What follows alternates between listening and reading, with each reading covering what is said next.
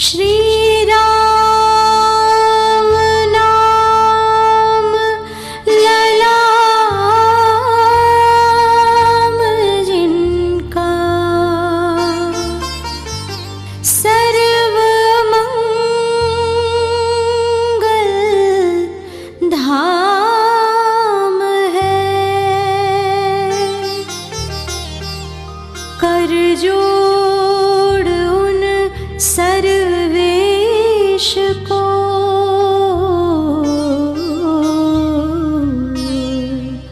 श्रद्धा सौ प्रेम प्रणाम है। नवरात्रि में अनुष्ठान पूर्ण होने के बाद में ऐसा क्या करना चाहिए कि जो नवरात्रि में आपने साधना की है उसके परिणाम आपको आगे भी मिलते रहें और आपका जीवन, आपका व्यक्तित्व ऊपर उठता हुआ चला जाए। हमारे आत्मी राधे राधे, जय श्री कृष्णा, नमस्कार। मैं आचार्य पंडित गिरीश बारोलिया। गायत्री महामंत्र। ओम भूर्भुवः स्वः तत्सवितुर्वरेण्यं भर्गो देवस्य धीमहि धियो यो नः प्रचोदयात्। अखण्डमण्डलाकारं व्याप्तं येन चराचरं तत्पदं दर्शितं येन तस्मै श्री गुरवे नमः। तस्मै श्री गुरवे नमः। मित्रों, नवरात्रि का समापन होने के लिए जा रहा है। आप सभी लोग, कोई गायत्री का लघु अनुष्ठान कर रहा होगा, कोई गायत्री चालीसा का पाठ कर रहा होगा, कोई मंत्र लेखन कर रहा होगा, कोई पंचाक्षरी मंत्र का जाप कर रहा होगा। ये सब विधियां हमने आपके लिए बताई हुई हैं और निश्चित रूप से आप सभी लोग इनमें से कोई ना कोई साधना जरूर कर रहे होंगे। हर व्यक्ति के मन में ये प्रश्न आता है कि हमने साधना तो कर ली, अब हमारी साधना फलित हो रही है कि नहीं हो रही है, हमें इसके परिणाम प्राप्त होंगे कि नहीं होंगे। तो उसके लिए आपको जो है, ऐसा नहीं है कि 9 दिन आपने साधना की और उसके पश्चात जो है आप अपने पुराने ढर्रे पे लौट आए और फिर जो है आप उसका इंतजार करते रहे कि हमारी साधना फलित हो रही कि नहीं हो रही। कई लोगों की शिकायत होती है कि हमें तो गायत्री मंत्र फलित नहीं हुआ, हमने तो इतना अनुष्ठान कर लिए। वो क्यों नहीं होते? आपने यदि किसी बीज को बोया है, लेकिन यदि आप उसमें खाद पानी नहीं देंगे, उसकी देखरेख नहीं करेंगे, तब क्या होगा? वो मुरझा जाएगा या सूख जाएगा या वो पृथ्वी के नीचे दबा हुआ ही नष्ट हो जाएगा। इसी प्रकार से हमारी साधना है। हमने 9 दिन तक जो है हमारे अंदर बीज बोया है। वो बीज कैसे प्रस्फुटित हो, वो बीज कैसे बाहर निकल कर के वृक्ष बने, उसमें सुंदर सुंदर फूल लगें, सुंदर सुंदर फल लगें और हम जन कल्याण कर सकें। तो उसके लिए आपको कुछ प्रयास करना पड़ेंगे, कुछ आपकी दिनचर्या को सुधारना पड़ेगा, कुछ आपके जो आदतें हैं उसमें आपको सुधार करना पड़ेगा और कुछ आपको चिंतन मनन करना पड़ेगा और अपनी साधना को आपको निरंतर चालू रखना पड़ेगा।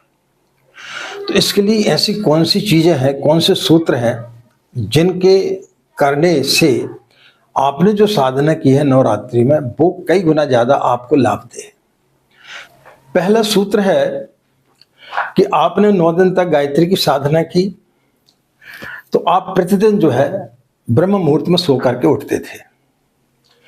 तो इस क्रिया को जो है आप आगे निरंतर जारी रखें। प्रतिदिन ब्रह्म मुहूर्त में सो करके उठें और नित्य जो आपकी दैनिक साधना नवरात्रि के पूर्व चल रही थी, जैसे आप 1 माला का जाप कर रहे थे, 3 का कर रहे थे, 5 का, 7 का, 11 का, जो भी आप कर रहे थे, उसको आप जो है निरंतर आगे बढ़ाते रहें। ऐसा नहीं कि अब आपने सोचे कि अब तो हमने अनुष्ठान कर लिया है, अब साधना करने से क्या मतलब निकलता है। जब तक आप खाद पानी नहीं देंगे तब तक बीज जो है वो आगे नहीं बढ़ेगा। तो पहला है आपको कि निरंतर आपको जो है जाप करते रहना है। जो भी आप साधना के पूर्व, अनुष्ठान के पूर्व साधना कर रहे थे उसको आप आगे चालू रखें। जप संख्या आपकी निर्धारित होना चाहिए। साधना के पूर्व यदि आप 3 माला का जाप करते थे, 5 का करते थे, तो उसको उसी क्रम में आप आगे बढ़ाते रहे। अब यदि आपने साधना के पूर्व आप 3 माला करते थे, 1 माला करते थे, नवरात्रि में जब आपने 24,000 का अनुष्ठान किया तो आपको लगने लगा कि नहीं, हम इससे भी ज़्यादा माला का जाप कर सकते हैं, तो फिर आप उसको आगे बढ़ा लें। लेकिन जितनी माला आप बढ़ाएंगे उतनी माला फिर आपको नियमित रूप से आपको उसका जाप करना चाहिए। तो ये 2 चीज़ों का आपको विशेष रूप से ध्यान देना चाहिए। इसके बाद आपको कम से कम जो है 1 घंटे मौन रहना चाहिए। 1 घंटे आप मौन रहें। उसके बाद में पूज्य गुरुदेव के जो साहित्य हैं, उन्होंने कम से कम अपने जीवन में 3300 किताबें लिखी हैं, जो आज तक के इतिहास में किसी भी संत महात्मा ने इतनी किताबें नहीं लिखी। हर विषय पर, हर क्षेत्र पर उन्होंने किताबें लिखी हैं। तो उनका सत साहित्य का अध्ययन करें, अखंड ज्योति पत्रिका के मेंबर बने और नियमित रूप से 2 घंटे, 24 घंटे में 2 घंटे का समय जो है वो ईश्वर के लिए निकालें। पूज्य गुरुदेव के कार्यों के लिए आगे के लिए निकालें। पूज्य गुरुदेव का कार्य क्या है? आप अखंड ज्योति पत्रिका के मेंबर बनाए, लोगों को संकल्प लें कि कम से कम 5 लोगों को हम अखंड ज्योति पत्रिका के मेंबर बनाएंगे। अब मेंबर बनाने के पश्चात आप उनको अखंड ज्योति तो बांट रहे हैं, लेकिन बीच बीच में आप जाकर के उनसे संपर्क भी करते रहें और उनसे पूछें। जैसे उसमें छोटे छोटे से दृष्टांत रहते, छोटी छोटी सी कथाएं रहती हैं, आप उन कथाओं को बताएं कि देखो पूज्य गुरुदेव ने कितनी अच्छी एक कथा लिखी है। यदि उन्होंने पढ़ा होगा तो वो जरूर आपको बताएंगे हाँ बहुत अच्छी लगी हमको, हमने भी पढ़ा इसको। और यदि नहीं पढ़ा होगा तो उनको उत्साह जागेगा कि अरे इसमें इतनी अच्छी कहानी लिखी हुई है, तो वो फिर उसको जरूर पढ़ेंगे। तो बीच बीच में आप उनसे संपर्क करते रहें। मंत्र लेखन के लिए प्रेरित करें। मंत्र लेखन की कापियां आप बुलवा लें मथुरा से और उनको कापियां वितरित करें और ज्यादा से ज्यादा लोगों को गायत्री मंत्र जपने के लिए प्रेरणा दें। तो इस प्रकार से कम 2 घंटे का समय आप नियमित रूप से पूज्य गुरुदेव के कार्यों के लिए निकालें, माँ गायत्री के कार्यों के लिए निकालें। इसके पश्चात में अंशदान है। आप जो भी कुछ कमाते हैं उसका एक अंश जो है आप एक डिब्बे में रखते जाएं और वर्ष में एक बार जब गुरु पूर्णिमा का पर्व आता है उस समय, या आप ज़्यादा आपके पास में धनराशि आती तो आप फरमाएं भी भेज सकते थोड़ी थोड़ी, तो अपना अंशदान जो है आपको जरूर शांति कुंज हरिद्वार गुरु के चरणों में भेजना चाहिए। जिसने आपके जीवन को परिवर्तन किया, जिसने आपके जीवन की कई समस्याओं का समाधान किया है, उसके प्रति हमें कृतज्ञता जरूर जाहिर करना चाहिए। तो कुछ न कुछ धनराशि आपको उनको भेंट स्वरूप देना चाहिए। तो ये काम आपको नियमित रूप से करना चाहिए। इसके पश्चात में कुछ अपनी आदतों को आपको बदलना चाहिए। उसके लिए आपको सबसे पहले एक आदत में आप सुधार करें। जब आप भोजन करते हैं तो भोजन करते समय पहला निवाला लेने के पहले जो है आप 3 बार गायत्री मंत्र का जाप करें। 3 बार गायत्री मंत्र बोलें मन ही मन, या थोड़े जोर से ही बोलें जिससे कि जो लोग बैठे वो भी गायत्री मंत्र बोलें, और परिवार के साथ में बैठ करके खाना खाएं।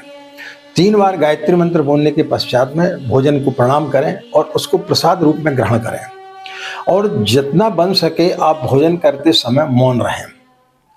अब यदि उसमें मिर्च ज़्यादा हो गई है या नमक कम हो गया है या नमक ज़्यादा हो गया है, तो कई लोगों की आदत रहती है कि भोजन करते समय चिल्ला पड़ते हैं और झगड़ा करने लगते हैं। इससे भोजन जो है विषाक्त हो जाता है। तो ऐसी स्थिति में आपको मौन रह करके भोजन करना चाहिए। और यदि उसमें किसी प्रकार की कोई भी कमी रह गई है तो उसके पश्चात में आप जब रात्रि में विश्राम करने जाते हैं उस समय जो भी घर की महिलाएं हैं जिन्होंने खाना बनाया उनको बुला करके और आप प्रेम से बताएं कि आज के भोजन में इस चीज की कमी थी। लेकिन यदि आप प्रसाद रूप में उसको ग्रहण करेंगे तो वो आपके शरीर को भी लगेगा और आपके परिवार के लोग भी प्रसन्न रहेंगे। आपके घर में सकारात्मक ऊर्जा रहेगी। तो आपको करना क्या है, भोजन करते समय 3 बार गायत्री मंत्र बोलना है और उसको प्रणाम करके फिर आपको भोजन करना, और भोजन आपको मौन रह करके करना है। इसके पश्चात में आप जहां तक संभव हो सके थाली में किसी प्रकार की कोई भी जूठा न छोड़ें। कई लोग खाना बहुत सारा ले लेते हैं और थोड़ा सा खाते और बाकी का छोड़ देते हैं, फिर उसको ना तो कोई परिवार के लोग खाते हैं, बाहर फेंक देते हैं। तो अन्न का निरादर होता है। जिस चीज के लिए हम दिन रात प्रयत्न करते हैं, उस दिन रात मेहनत करते हैं, और उसी चीज का यदि हम निरादर करेंगे तो हमें धन धान्य की, अन्नपूर्णा की वृद्धि कैसे होगी। आप ऑफिस जाते हैं या आप व्यापार कर रहे हैं, तो उसमें आप देखें कि आप जो है अपने व्यवहार में परिवर्तन लाएं। आप जब व्यापार करते हैं तो सही तरीके से करें, लोगों से अच्छा व्यवहार रखें। आप नौकरी करते हैं तो अपने उच्चाधिकारी से या अपने सहयोगियों से आप अच्छा व्यवहार करना प्रारंभ करें। दूसरा, जब आप साधना करते हैं तो उस समय पूरी श्रद्धा और विश्वास होना चाहिए। हम साधना तो करते हैं लेकिन हम ईश्वर के समीप बैठते ही नहीं हैं, हमारा मन इधर उधर भटकते रहता है। तो मन को आपको एकाग्र करना चाहिए। जब तक आपका मन एकाग्र नहीं होगा तब तक आप जो है साधना आपको फलित नहीं होगी। लेकिन होता क्या है कि हम इतने सारे लोगों को सुन लेते हैं और इतनी मन में भ्रांतियां पैदा हो जाती हैं, और फिर जो है हमारे पास में फोन आते हैं कि आचार्य जी फला फला हमने जो है एक धर्मगुरु का प्रवचन सुना, वो बोल रहे थे कि भगवान को जब आप पुष्प चढ़ाते हैं तो उनका मुंह, फूल का जो मुंह है इस तरफ होने चाहिए, उस तरफ नहीं होने चाहिए। तो ये क्या सही है?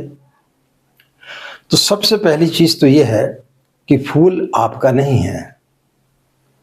फूल आप वृक्ष से तोड़ करके लाए हैं, फूल आप पौधे से तोड़ करके लाए हैं। जब भी आप फूल तोड़ते हैं तो उससे पहले आप क्षमा याचना करें, उससे आग्रह करें, निवेदन करें कि हमको फूल चाहिए। उसके पश्चात आप तोड़ें। आप तो बलात् जो है तोड़ करके लेकर आ गए हैं। ये तो ऐसा हो गया कि आप किसी की जेब से बंदर में गए और किसी की जेब से पैसा निकाल और भगवान को चढ़ा दिया, तो उसका फल कहां से मिलेगा आपको? ईश्वर भाव का भूखा होता है, पदार्थों का भूखा नहीं होता।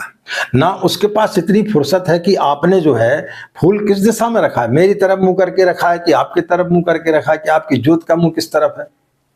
इन भ्रांतियों में लोग पड़ जाते हैं और इन्हीं भ्रांतियों में बैठे बैठे जो है सोचते रहते, फिर उनकी साधना फिर सफल नहीं होती।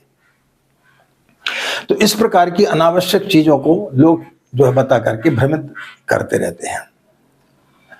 तो ऐसे में आपकी साधना कभी सफल नहीं हो सकती जब तक कि आपकी श्रद्धा और विश्वास नहीं होगा। ईश्वर के प्रति समर्पण की भावना होनी चाहिए। जब तक हमारे अंदर समर्पण की भावना नहीं रहेगी तब तक नहीं होगा। आप कल्पना करें कि आपके घर में कोई मेहमान आया है, बहुत पुराना आपका कोई मित्र आ गया, या कोई बड़ा रिस्पेक्टेड आपके घर में कोई रिश्तेदार आ गए। आपने उनको ठहरने के लिए बहुत बेहतरीन कमरा दे दिया, बढ़िया फर्स्ट क्लास, उसमें एसी लगी हुई है, टीवी लगी हुई है 48 इंच की, और बेहतरीन 56 प्रकार के आप उनको भोजन करा रहे हैं। लेकिन आपके पास समय नहीं है उनके पास बैठने का, तो क्या वो प्रसन्न होंगे? आप कितनी भी चीजें उनके समक्ष रख दें, लेकिन यदि आप उनके पास नहीं बैठ रहे हैं तो वो आपसे प्रसन्न कैसे होंगे? उनको कैसे अच्छा लगेगा? इसी प्रकार जब हम ईश्वर के पास बैठते हैं तो हम सिर्फ जो है नाटक नौटंकी करते रहते हैं कि हमने फूल कौन से कलर के चढ़ाए, फूल किस दिशा में रखा हुआ था, हमारी ज्योत तो नहीं बुझ गई है। इस प्रकार की भ्रांतियों में हम पड़े रहते हैं और ईश्वर के पास तो हम बैठते ही नहीं हैं। हमारा मन इधर उधर भटकते रहता है, या तो कुछ मांगते रहता है भिखारियों जैसा, या फिर जो है हमारा मन इधर उधर भटकते रहता। तो जब तक आप ईश्वर के समीप नहीं बैठेंगे तब तक आपको कोई भी चीज फलित नहीं होगी। तो इस प्रकार से आप अपनी साधना को आगे बढ़ाते रहें। ऐसा नहीं कि आपने नवरात्रि में साधना कर ली और सोचे कि अब हमको मंत्र फलित हो गया, ऐसा नहीं होगा। उसको निरंतर जो है आपको प्रयास करना पड़ेगा। जब पौधा बड़ा हो जाता है उसको खाद पानी दिया जाता है समय समय पर, फिर एक डंडा लगा दिया जाता है, फिर उसको बांध दिया जाता ताकि वो सीधा निकले, आड़ा तिरछा इधर उधर ना भागे। तो इसी प्रकार से हमको साधना करते समय पूरा होश पूर्वक रहना और हमें देखना है कि हम कहीं विषयांतर तो नहीं हो रहे हैं, हम इधर उधर तो नहीं भटक रहे हैं। घर में जो स्त्री हैं उनका आपको सम्मान करना चाहिए। यदि आप उनका सम्मान नहीं करेंगे तो गायत्री माता आपके ऊपर प्रसन्न कैसे होगी? क्योंकि माँ स्वयं नारी का रूप है। तो जिस घर में नारियों का सम्मान नहीं होता उस घर में धन धान्य की वृद्धि नहीं होती है। तो इन कुछ आदतों को यदि आप अपने जीवन में सुधार करके और फिर यदि आप साधना करेंगे तो निश्चित रूप से आपकी नवरात्रि की साधना सफल होगी, और फिर आपको देखना 10 गुना ज्यादा आपको उसके लाभ प्राप्त होंगे और लोग देखेंगे कि अरे ये वही व्यक्ति है जो नवरात्रि के पहले था। आपके अंदर अमूल चूक परिवर्तन आते हुए चले जाएंगे। तो तो इस प्रकार से आप अपनी साधना को निरंतर आगे बढ़ाएंगे तो निश्चित रूप से आपकी नवरात्रि में की हुई साधना कई गुना ज़्यादा आपको लाभदायक होगी। आज की बात समाप्त। आप सभी के अंदर बैठे परमात्मा का हमारा प्रणाम, हमें आगे दें। नमस्कार, ओम शांति।